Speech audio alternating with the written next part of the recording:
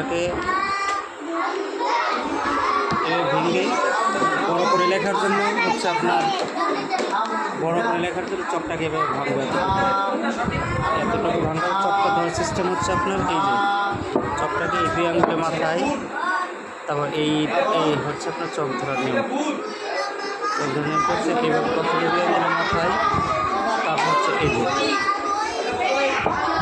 স্লেটটাকে এভাবে নিয়ে এই যে হাতের মধ্যে বাঁধানো, তারপর হচ্ছে এই যে চকটাকে এভাবে রাখা, এভাবে রাখা, তারপর হচ্ছে এখান থেকে আপনার সুদা নিচের দিকে সুদা টানবে, আর হচ্ছে হাতটাকে বাঁকাবে, এই যে চকটাকে আস্তে আস্তে ঘোরাবে, চক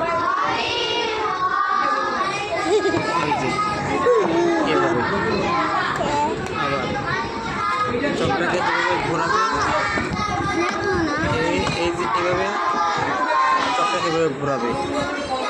তারপর চকটা হচ্ছে আপনার